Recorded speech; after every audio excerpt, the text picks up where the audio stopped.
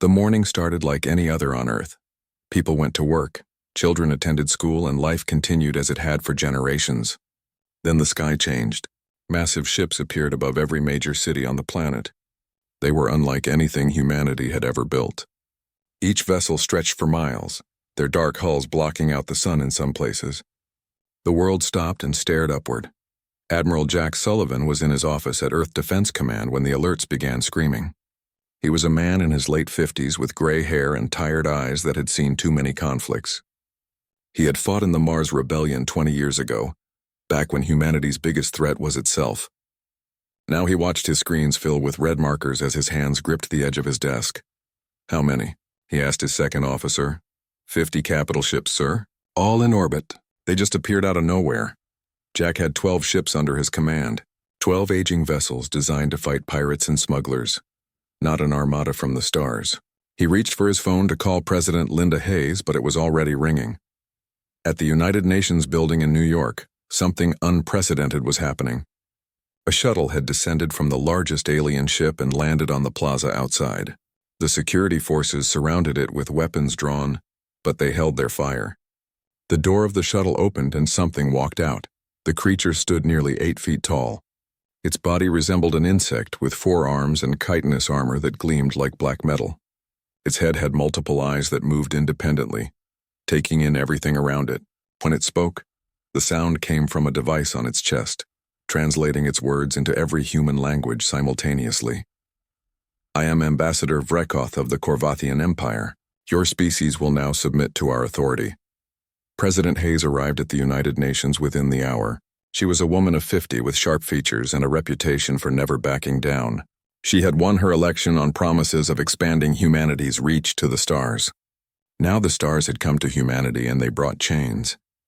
The ambassador explained the situation with cold efficiency. The Korvathian Empire controlled 200 star systems. They had conquered countless species across the galaxy. Humanity was nothing special, just another primitive race that needed to learn its place. Earth and its 3 colony worlds would become part of the empire. Humans would pay tribute, follow Korvathian laws, and provide soldiers for their wars. In return, humanity would be allowed to exist. "And if we refuse?" President Hayes asked. The ambassador's multiple eyes focused on her. "Then we will turn your planet into ash and take what we want from the ruins. You have 30 days to decide." The shuttle departed, leaving humanity in chaos. Every news network on Earth broadcast emergency reports. The colonies on New Virginia, Prometheus Station, and Far Haven sent desperate messages asking for guidance. Social media exploded with fear, anger, and confusion. Some people called for immediate surrender. Others demanded that humanity fight. Jack Sullivan spent the next 3 days barely sleeping. His analysts worked around the clock, studying the alien ships through every sensor humanity possessed. The news was not good. Each Korvathian warship carried weapons that could destroy cities from orbit. Their shields absorbed every type of energy weapon Earth could produce. Their armor was thick enough to shrug off nuclear missiles. One ship could probably conquer Earth alone. They had brought 50. On the 4th day, Jack traveled to the Lunar Research Station.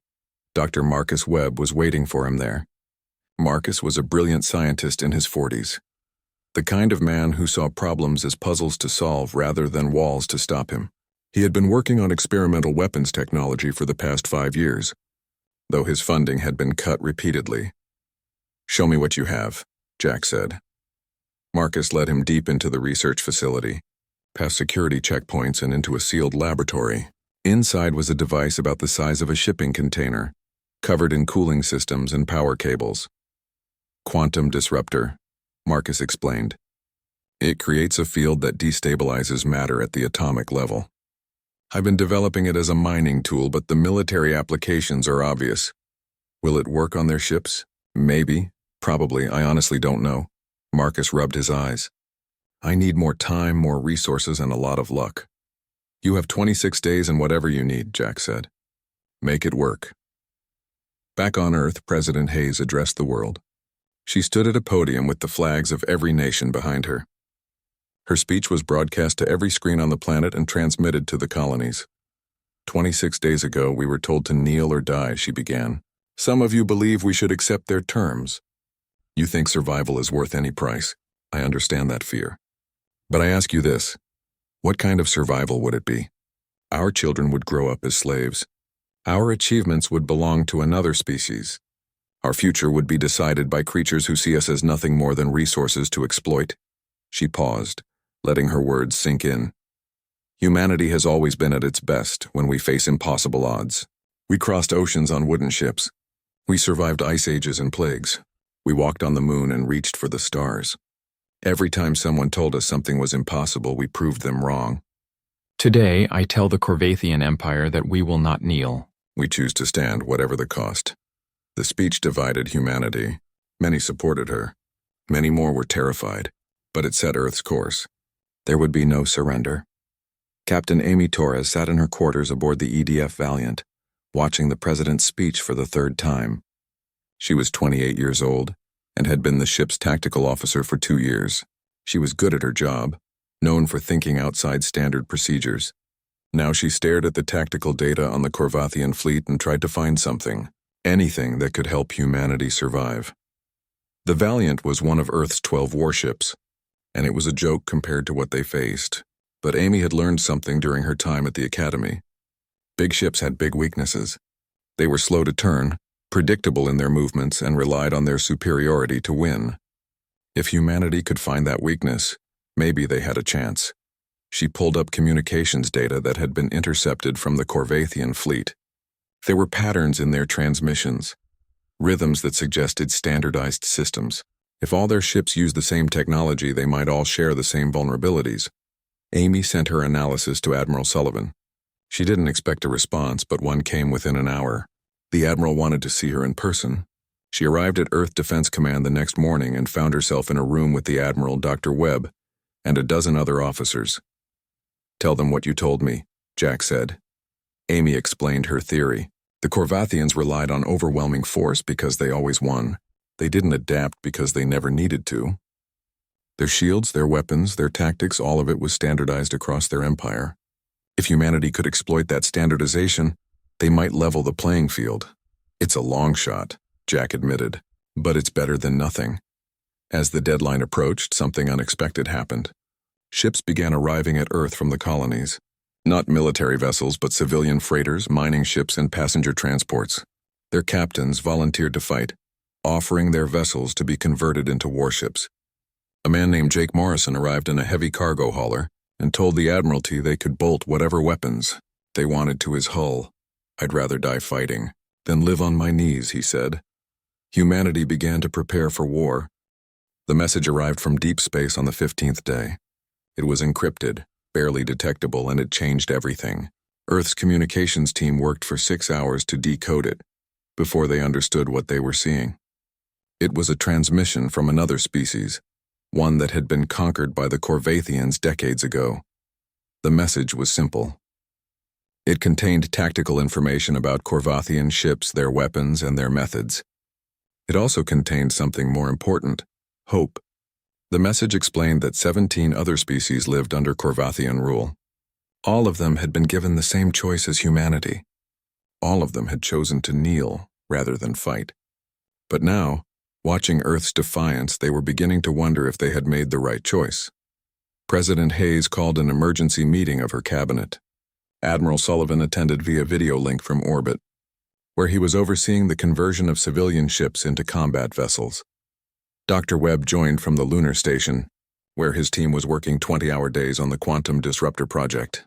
"This is an opportunity," Hayes said. "If we can inspire these species to rebel, the Corvathians will be fighting on multiple fronts." "It's also a risk," Sullivan replied. "If we fail, we doom not just ourselves, but everyone who rises up with us." "We're already doomed if we do nothing," Hayes said. "At least this way we're not alone." Earth sent a response to the alien resistance. The message was brief but powerful. Humanity would fight, and any species willing to join them would be welcome.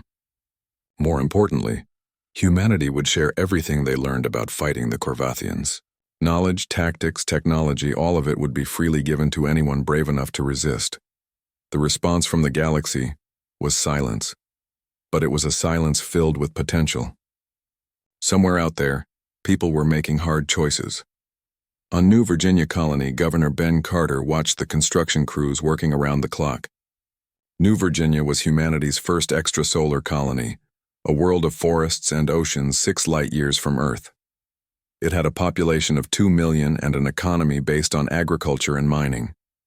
Now it was becoming a fortress. Ben was a former Marine, a man who had fought in 3 wars before retiring to help build a new world. He was 60 years old with scarred hands and a back that ached in cold weather, but when Earth called for help, he didn't hesitate. New Virginia would send everything it could. The colony had manufacturing facilities designed to build farming equipment and mining tools. Now those facilities were being retooled to produce weapons. The shipyards that built cargo haulers were now constructing attack drones. Every able-bodied adult was training with weapons or learning damage control procedures. How many ships can we send? Ben asked his military advisor. 12 combat-ready vessels, another 20 that can be armed but won't last long in a real fight. Send them all, Ben said. Earth needs numbers more than quality right now. At Prometheus Station, Commander Lisa Park faced a different problem. Prometheus wasn't a planet but a massive space station built in orbit around a gas giant. It served as a refueling point for ships traveling deeper into explored space. The station had defensive weapons meant to deter pirates, but nothing that could stand up to a Corvathian warship. Lisa was an engineer first and a military officer second. She looked at problems through the lens of physics and materials science. The station couldn't move, couldn't run, couldn't hide, but it could contribute in other ways. We have the best sensor array in human space, she told her staff. We can coordinate fleet movements, track enemy positions, and provide tactical data in real time. That's our strength. Prometheus began upgrading its systems, turning itself into a command and control hub. If Earth's fleet was going to fight a coordinated battle, they would need information and Prometheus would provide it. The third colony, Far Haven, was the smallest and newest. Only 500,000 people lived there, mostly scientists and explorers. They had no military industry and no warships, but they had something else. The best minds humanity had sent to the stars. The scientists at Far Haven began working on the same problems Dr. Webb faced on Luna, but from different angles. They experimented with new shield technologies, developed better armor materials, and created advanced targeting systems. Their innovations were sent back to Earth through quantum-encrypted channels, adding to humanity's growing arsenal of ideas. Captain Amy Torres was promoted and given command of a fast attack ship called the EDF Defiance. It was a new vessel, rushed through construction in just 2 weeks. The ship was small, barely 300 feet long, but it was fast and heavily armed with the new quantum disruptors Dr. Webb had perfected. Amy stood on her bridge for the first time and looked at her crew. Most of them were young, fresh out of the academy or pulled from civilian service. They looked at her with a mixture of fear and determination. "I know you're scared," she told them. "I'm scared too. But fear is not weakness. Fear is what keeps us alive long enough to win.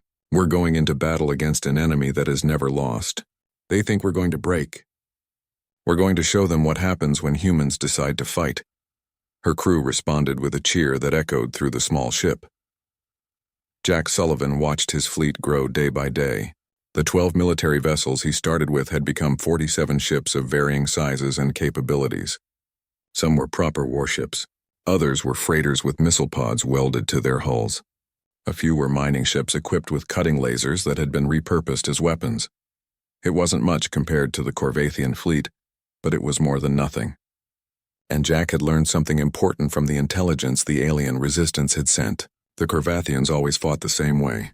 They relied on their superior firepower and shields to simply overpower any opposition. They didn't use clever tactics because they didn't need them. Jack began planning a battle strategy that relied on speed, unpredictability, and coordinated strikes. If humanity's ships could hit fast and fade away before the Corvathians could respond, they might be able to whittle down the enemy fleet over time.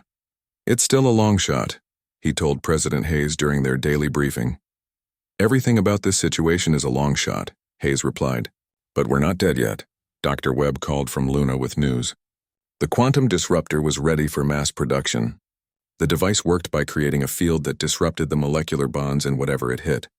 Against Corvathian shields, which were designed to deflect energy weapons, the disruptor was devastatingly effective. The shields didn't know how to react to something that attacked matter itself. "How many can you build?" Jack asked. "We're setting up production lines now.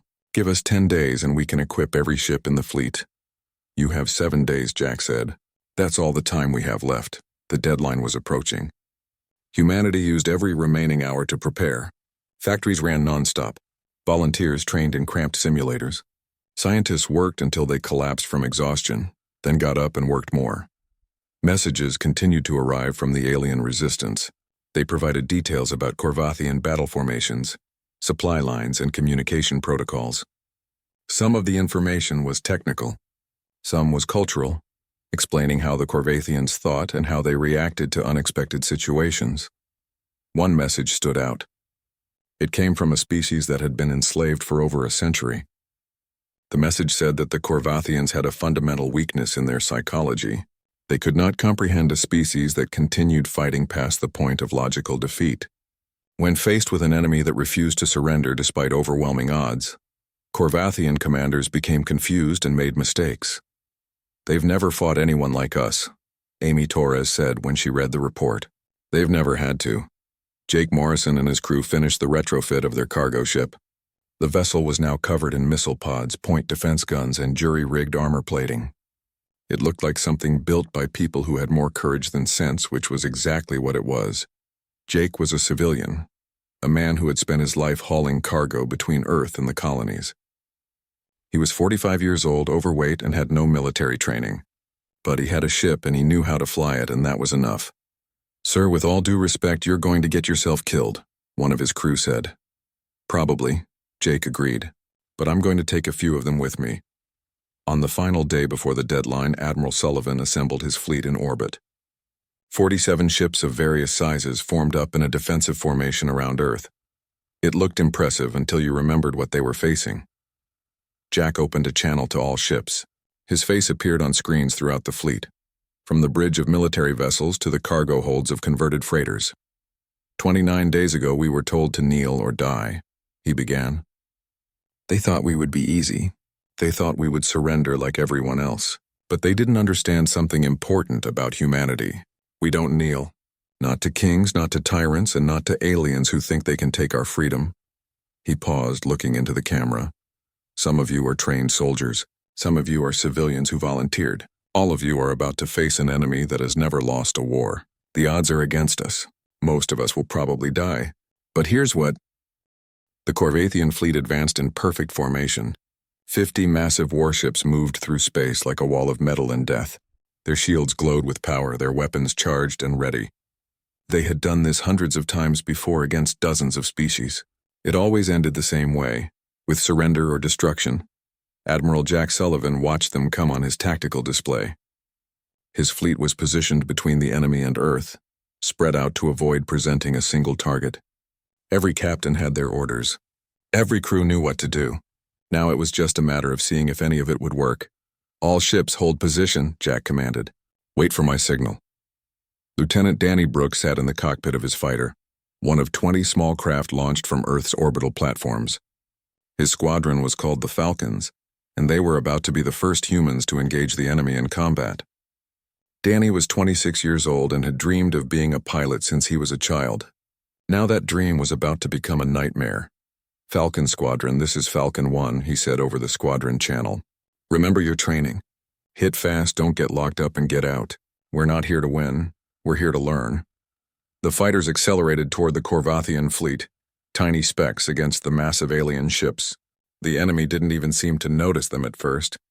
Why would they? The fighters were so small compared to the warships. Then Danny's squadron opened fire. Missiles streaked from their wings and energy weapons flashed in the darkness. The attacks hit Corvathian shields and dissipated harmlessly. The aliens didn't even slow down.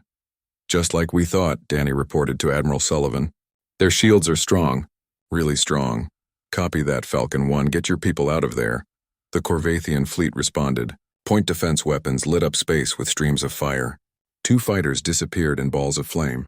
Another took a hit that sheared off its wing, sending it spinning out of control. Danny pulled his fighter into a hard turn, feeling the G-forces crushing him into his seat. He made it back to Earth orbit with 14 fighters. 6 had been destroyed in less than 2 minutes. The main Corvathian fleet reached weapons range. Their ships opened fire simultaneously, and space turned bright with energy beams and missile trails. The attack was overwhelming. a tsunami of firepower that no shield could withstand. 3 human ships vanished instantly, torn apart by weapons designed to crack planets. The freighter-turned-warship called the Liberty took a direct hit that melted through its hull. 200 volunteers died in seconds. The mining ship Golden Eagle tried to dodge but was too slow. It broke apart, scattering debris across thousands of miles. Jack's tactical display showed red markers appearing as his ships died. His jaw tightened, but his voice remained steady. All ships execute pattern Delta. Hit them and move. The human fleet broke formation and scattered. Ships accelerated in different directions, making themselves harder to target. As they moved, they fired back. Missiles, energy weapons, and kinetic rounds streaked toward the Corvathian fleet. Most attacks splashed harmlessly against shields. But then the quantum disruptors fired. Dr. Webb's weapons worked differently from conventional arms. When they hit a shield, instead of trying to overload it with energy, they disrupted the matter the shield was protecting. The Corvathian shields were designed to deflect and absorb, not to stop something that attacked the ship itself. The first disruptor hit a Corvathian cruiser amidships. The beam punched through the shield like it wasn't there and carved a glowing line across the hull. Atmosphere vented into space. The ship staggered in its trajectory, emergency systems trying to contain the damage. "We hurt them," Captain Amy Torres reported from the Defiance. "The disruptors work." "All ships focus fire with quantum weapons," Jack ordered. "Conventional weapons are backup only." The battle became chaos. Human ships darted in and out of range, firing their quantum disruptors and then retreating before the Corvathians could focus on them. It was working, but slowly. The enemy shield still absorbed most hits, and the disruptors needed time to recharge between shots. The Corvathians adapted. They began targeting the smaller, faster human ships with their point defense weapons. The destroyer Valiant took a barrage of fire that overwhelmed its shields. Chief Engineer Patricia Moore worked frantically to keep the ship's systems online as explosions rocked the vessel. "We've lost port thrusters and our main gun is offline," she reported to her captain. "But I can keep us flying." "That's all I need," the captain replied. Jake Morrison's converted cargo ship, the Horizon, was in the thick of the fighting. Jake had no military training, but he knew how to fly and he knew how to take risks. He pushed his ship into positions that made his crew scream, dodging attacks by meters instead of kilometers. "We've got a lock on that destroyer," his weapons officer called out. "Then light it up," Jake said. The Horizon's missiles and disruptor beams struck a Corvathian destroyer that was already damaged from previous attacks. The quantum disruptor found a weak spot in the alien ship's armor and burned through. Secondary explosions rippled across the destroyer's hull. For a moment, it seemed like the ship might survive. Then something critical failed, and the entire vessel came apart in a massive fireball. Humanity had destroyed its first Corvathian capital ship. Cheers erupted across the human fleet. Even Admiral Sullivan allowed himself a brief smile, but the victory was expensive. The human fleet was down to 38 ships, and most of those were damaged. The Corvathians still had 45 warships in fighting condition. The math was simple and brutal. Humanity was losing. "Sir, they're regrouping," Amy Torres reported. "Changing formation." The Corvathian fleet pulled back slightly and consolidated their positions. They had underestimated the humans and paid for it. Now they were going to fight more carefully. Ambassador Vrekoth sent a transmission to Earth. "You fight better than expected, but you cannot win. Surrender now and we will show mercy." President Hayes transmitted her response from the surface. "Come and take it." The battle resumed. The Corvathians advanced more cautiously now, using their point defense systems to shoot down missiles before they hit. They concentrated their fire on one human ship at a time, overwhelming its defenses before moving to the next target. The mining ship Prospector took the brunt of a coordinated strike. Its makeshift armor melted under the assault. The captain transmitted his final message before his ship broke apart. "Make them pay for every ship." Danny Brooks's fighter squadron went out again, now down to just 8 craft. They weaved between the massive ships, too small and fast for the main weapons to track effectively. Danny spotted a damaged Corvathian cruiser that was lagging behind the main formation. "Falcons, we've got a straggler. Let's take it down." The fighters swarmed the wounded cruiser, firing everything they had. The ship's point defense took out 3 fighters, but the rest poured damage into the vessel until it lost power and began drifting. It wasn't destroyed, but it was out of the fight. Dr. Webb watched the battle from Luna and saw patterns in the data. The quantum disruptors were working, but they needed to hit the same spot multiple times to do serious damage. The Corvathian shields regenerated too quickly for single hits to be effective. He sent an update to all ships. The disruptors could be modified on the fly to sync their firing patterns. If multiple ships fired at the same target simultaneously, they could overwhelm even the strongest shields. Jack received the update and immediately implemented it. He organized his remaining ships into 3 ship groups. Each group would focus their fire on a single target, hitting it from different angles at the same time. All ships sync your disruptor frequencies to the command channel. When I call a target, everyone in the group fires together. The tactic worked. The next Corvathian ship they targeted took 3 disruptor beams simultaneously. Its shield collapsed and the beams carved through armor and hull. The ship didn't explode, but it lost power and began tumbling through space. Another enemy ship destroyed. But humanity was down to 31 vessels now. Jake Morrison saw a Corvathian battleship line up a shot on a small escort carrier that was trying to retreat. The carrier was full of wounded and had minimal weapons. It wouldn't survive a direct hit. Jake did the math in his head. His ship could get there in time, but there was no way to stop the battleship from firing.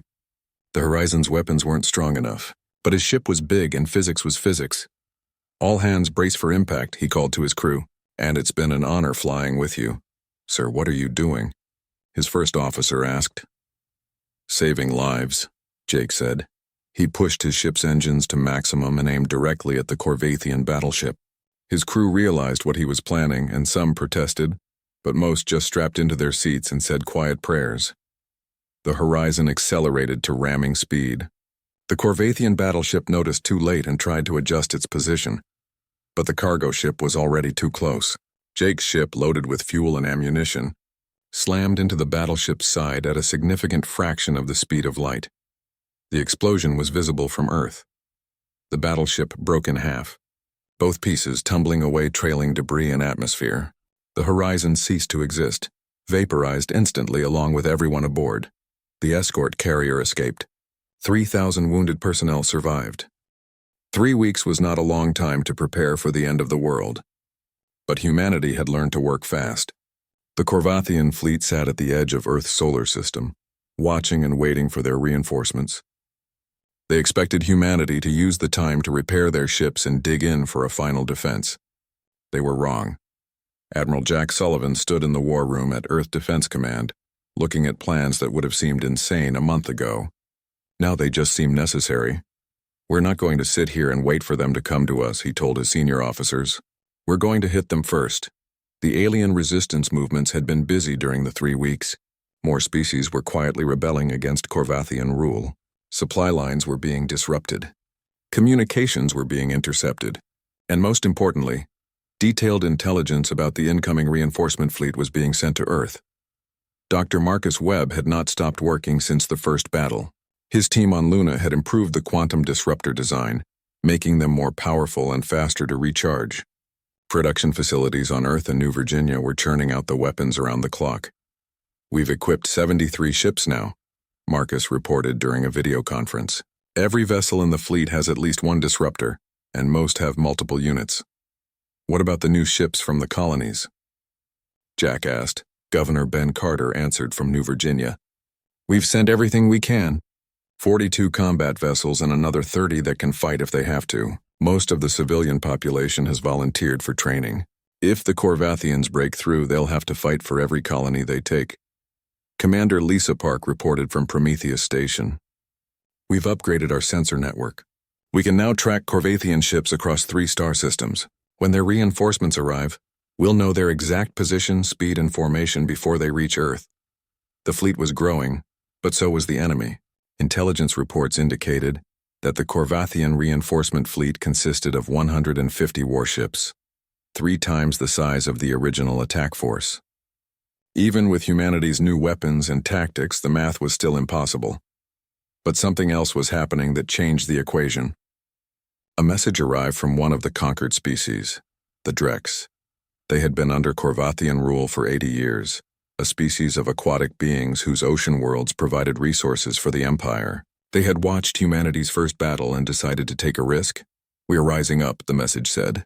"Our fleets are small, but we will fight alongside you. No more kneeling. Within days, 3 other species sent similar messages. The Corvathian Empire was suddenly facing rebellions on multiple fronts. The reinforcement fleet heading to Earth was no longer just about conquering one stubborn species. It was about putting down a galaxy-wide revolt before it spread further. President Hayes broadcast a message to Earth and the colonies. She stood in front of cameras looking tired but determined. She had barely slept in 3 weeks and it showed. "We didn't start this war," she said, "but we're going to finish it. Not just for humanity, but for every species that has been forced to live under tyranny." The Corvathians thought we would be easy. They were wrong. Now they're going to learn what happens when free people decide to fight back. Captain Amy Torres had used the 3 weeks to train her crew hard. The Defiance had survived the first battle with moderate damage, which was better than most ships could say. Amy had studied every second of combat footage, looking for patterns and weaknesses in Corvathian tactics. She noticed something important. The Corvathian ships always maintained formation, even when it would have been smarter to break off. Their captains followed doctrine rigidly, never deviating from established procedures. It made them predictable. Amy wrote up a tactical analysis and sent it to Admiral Sullivan. Within hours, she was called to Earth Defense Command for a meeting. "Your analysis is correct," Jack told her. "The Corvathians fight by the book because the book has always worked. They've never needed to improvise. So we need to do things they won't expect," Amy said. "Exactly. Which is why I'm putting you in command of a strike force. You're going to take 15 of our fastest ships and hit the Corvathian staging base in the Proxima system." Amy felt her heart skip. "Sir, that's deep in enemy territory." "I know, but if we can destroy their supply depot and capture their commander, we might learn enough to turn this war around. Can you do it?" Amy thought about all the people who had died in the first battle. She thought about Jake Morrison ramming his ship into an enemy battleship. She thought about the future her generation was supposed to inherit. "Yes, sir, I can do it." Dr. Sophie Chen was a xenobiologist who had spent her career studying alien life. She had never expected her knowledge would be useful in a war, but she was wrong. Sophie had been analyzing every piece of information about Corvathian psychology that the resistance movements provided. She discovered something fascinating. The Corvathians had a rigid caste system based on victory and conquest. A commander who lost a battle lost status. A commander who lost multiple battles faced execution. This made them aggressive and unwilling to retreat, even when retreating would be the smart choice. "They can't back down," Sophie explained to the military leadership. "Their culture doesn't allow it. Once they commit to an attack, they have to see it through or die trying." "How do we use that?" Jack asked. "We force them to commit to bad positions. We make them attack when they should defend. We turn their strength into weakness." Colonel Frank Hayes, President Hayes's brother, was in charge of Earth's ground defenses. He was a career Army officer who had never expected to fight aliens, but he adapted quickly. Frank was building bunkers, training militia, and preparing for the possibility that the Corvathians would land troops on Earth. "If they get through the fleet, we need to be ready," he told his sister during a rare private moment. "They won't get through," Linda said. "You can't promise that." "No, but I can promise that if they do, they'll regret it." The 3 weeks were almost up when Prometheus Station detected the incoming Corvathian fleet. 150 warships jumped into the system at the edge of explored space, exactly where intelligence said they would appear. Admiral Sullivan stood on the bridge of his flagship and watched the tactical display light up with enemy markers. His fleet of 73 combat-ready ships was positioned between the enemy and Earth, but they were not sitting still. This time, humanity would dictate the terms of engagement. "All ships execute Operation Defiance. Torres, you're clear to go." Amy's strike force of 15 fast ships jumped to faster-than-light speed and disappeared, heading for the Corvathian base at Proxima. The rest of the fleet began accelerating toward the incoming enemy armada. The two fleets met at the Orion Junction, a region of space where several trade routes converged. The Corvathians expected humanity to defend Earth. Instead, Jack brought the fight to them, hitting the enemy fleet before they could properly form up after their long-range jump. The battle was brutal. Humanity's improved tactics and weapons took a heavy toll on the enemy, but the Corvathians had numbers on their side. Ships exploded and died on both sides. Danny Brooks' fighter squadron, now expanded to 20 craft, flew mission after mission, hitting damaged enemy ships and providing cover for human vessels. We're making them pay, Danny reported as his fighters limped back to their carrier for the third time. Half his squadron was gone. Dr. Webb's quantum disruptors were performing even better than expected. Multiple human ships could now synchronize their weapons to hit a single target with devastating results. Corvathian ships that would have taken hours to destroy fell in minutes, but the human fleet was outnumbered 2-1. Ships that fought bravely were overwhelmed and destroyed. The mining vessel Atlas made a suicide run that took out 2 enemy cruisers. The destroyer Courage held off 5 Corvathian ships long enough for damaged human vessels to escape, then died in a final blaze of weapons fire. After 6 hours of combat, the Corvathian fleet broke off. They had lost 65 warships. Humanity had lost 30 ships. By any measure, it was a victory for humanity, but it didn't feel like one. The enemy still had 85 operational ships. Humanity had 43. Then Amy Torres reported in from Proxima. Mission successful. We hit their supply depot and captured a high-ranking officer, some kind of general, heading back now. The captured Corvathian general was brought to Earth Defense Command under heavy guard. The alien was defiant at first, refusing to speak. But Dr. Chen, using her understanding of Corvathian psychology, managed to get the general talking. What he revealed changed everything. The Corvathian Empire was not as strong as it appeared. It controlled 200 star systems, but it was overextended. Resources were stretched thin. The military was fighting multiple wars simultaneously, and the leadership was terrified of exactly what was happening, a widespread rebellion. If you defeat us here, the general said, others will rise up. The empire will collapse within a decade. Then why keep fighting? Amy asked. Because if we retreat, we die anyway. Corvathian law demands victory or death. Jack Sullivan realized the truth. Earth wasn't just fighting for survival. They were fighting for the freedom of every species under Corvathian control. If humanity could win this war, the entire empire might fall. 3 months after the Corvathians first arrived at Earth, the galaxy was burning, not with the fire of conquest, but with the flames of revolution. 8 species had risen up against their oppressors. Supply lines were cut. Governors were overthrown. The mighty Corvathian Empire was collapsing under the weight of its own cruelty. Admiral Jack Sullivan stood on the bridge of his flagship, the EDF Liberty, and looked at the tactical display. It showed something that would have seemed impossible just months ago. A fleet of 200 ships from 5 different species, all united under a single purpose. Humanity had formed the Free Species Coalition. The Drex brought their underwater fighters and torpedo ships. The Krell contributed heavy cruisers with powerful shields. The Voth had fast attack craft. The Meln provided logistics and medical support. Together with humanity's ships, they formed an armada that could challenge the Corvathian home fleet. Sir, all ships report ready, his communications officer said. Jack nodded. Today they would take the war to the enemy's doorstep. Today they would strike at Corvath Prime, the capital world of the Empire. If they succeeded, the war would end. If they failed, the rebellion would be crushed. All ships begin jump sequence. Destination, Corvath Prime. 200 ships activated their faster-than-light drives and disappeared into the WADA. President Linda Hayes watched the fleet. Departure from Earth. 3 months of constant war had aged her. She looked 10 years older than she had at the beginning of this nightmare. But she stood straight and spoke with confidence when she addressed the people of Earth one final time before the battle. Today, our fleet goes to end this war. They carry with them the hopes of billions of people across the galaxy. They fight not just for Earth, but for every world that dreams of freedom. Whatever happens today, remember this. We did not start this war, but we will finish it. The Coalition fleet emerged from faster-than-light travel at the edge of the Corvath system. Immediately, alarms began screaming.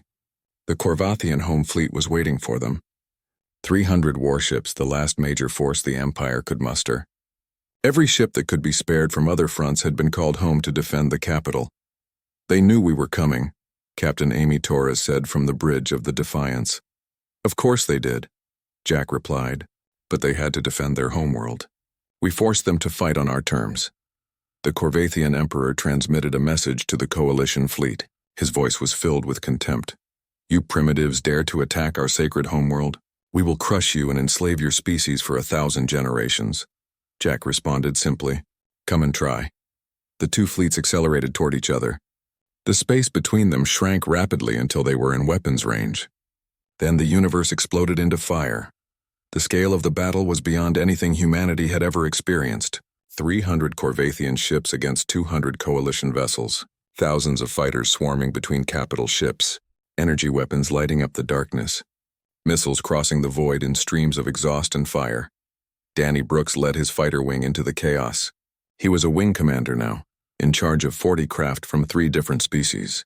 The human fighters flew alongside Drex water jets and Voth interceptors.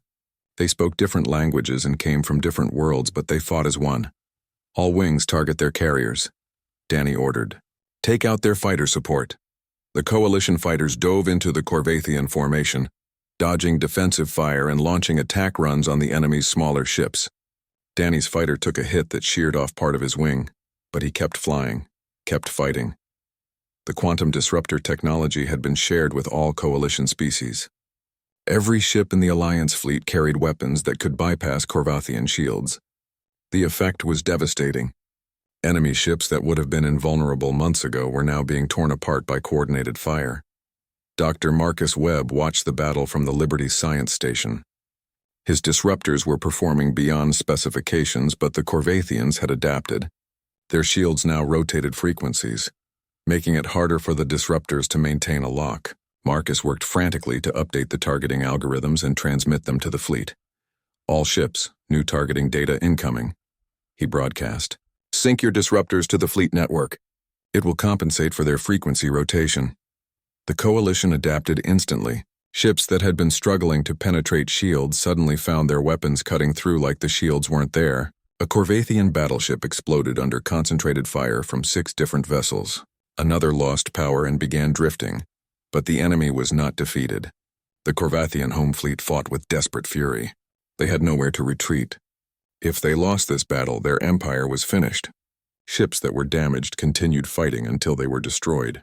Captains made suicide runs rather than surrender. Commander Lisa Park coordinated the fleet's movements from Prometheus Station, which had jumped into the system with the main fleet. Her sensor arrays tracked every ship, every missile, every fighter. When she spotted weaknesses in the Corvathian formation, she transmitted targeting data to ships that could exploit them. Attention Liberty. I'm detecting a gap in their formation at coordinates 479er. 3 destroyers are isolated from their support. Copy that, Prometheus. Torres, take your group and hit those destroyers. Amy's strike force of 12 ships broke from the main battle and accelerated toward the isolated Corvathian vessels. The enemy tried to close the gap, but the coalition fleet pressed them too hard. Amy's ships surrounded the destroyers and opened fire from all sides simultaneously. The quantum disruptors hit from multiple angles. The Corvathian shields collapsed under the assault. The 3 destroyers came apart in succession, their hulls unable to withstand the concentrated firepower. 3 down, Amy reported. Rejoining the main battle, the fight raged for hours. Ships from both sides filled space with debris. Coalition vessels that were too damaged to fight withdrew to the edge of the system for repairs. Corvathian ships fought until they were destroyed or disabled. Governor Ben Carter was commanding a squadron of New Virginia ships. His flagship, the colonial cruiser Frontier, had taken heavy damage but was still operational. When he saw a Corvathian battleship preparing to fire on a damaged Drex carrier, he made a decision. All power to engines. We're going to ram. Sir, we'll never survive the impact, his executive officer protested. The Drex carrier has 3,000 wounded aboard. Their lives are worth more than ours. All hands abandon ship. You have 2 minutes. Ben launched every escape pod on his ship and then aimed the Frontier at the enemy battleship. His skeleton crew stayed at their posts, keeping the engines running and the ship on course. The battleship tried to evade, but the colonial cruiser was too close and too fast. The Frontier hit the battleship's engines at full speed. The explosion destroyed both ships instantly. The Drex carrier escaped and transmitted a message to the coalition fleet. Governor Carter saved 3,000 lives with his sacrifice. He will be remembered. Admiral Sullivan felt each loss like a knife to the heart, but he couldn't stop. The battle had to be won. He maneuvered the Liberty into position for a direct assault on the Corvathian flagship, a massive dreadnought that dwarfed every other ship in the system. All ships within range concentrate fire on the flagship. Bring that monster down. 20 coalition ships focused their weapons on the enemy flagship. Quantum disruptors carved glowing lines across its hull. Missiles overwhelmed its point defenses. Energy weapons battered its shields until they collapsed. The great dreadnought shuddered under the assault, but it kept fighting. Then something unexpected happened. The Corvethian flagship's shields failed completely, not from damage, but because someone aboard the ship had shut them down deliberately. A transmission came from inside the enemy vessel. "This is Commander Vex of the Corvathian military. We are tired of fighting for an emperor who throws away our lives. We surrender." The flagship stopped firing. Escape pods began launching from its hull. Throughout the Corvathian fleet, ships began standing down. Some captains ordered their crews to surrender. Others were overthrown by their own officers who no longer believed in the Empire's cause. Within an hour, the battle was over. 200 Corvathian ships had been destroyed or captured. The remaining 100 had surrendered. The coalition fleet had lost 85 vessels, including Governor Carter's ship. The victory was costly, but it was total. Jack Sullivan transmitted a message to Corvath Prime. "This is Admiral Sullivan of Earth. Your fleet is defeated. Your empire is finished. You have one choice. Surrender now and face justice, or we will bring our fleet to your capital city." The Corvathian emperor tried to rally his remaining forces, but there were none left. The ground armies on the homeworld were in rebellion. The bureaucrats were fleeing. The government was collapsing. Amy Torres led a boarding party onto the enemy flagship. They made their way through corridors filled with surrendering Corvathian soldiers until they reached the command center. "The Emperor was there, surrounded by his guards. You cannot win," the Emperor hissed. "Even if you defeat me, another will rise to take my place." "The Empire is eternal." "No," Amy said. "The Empire is finished. But you can still save lives." "Order,"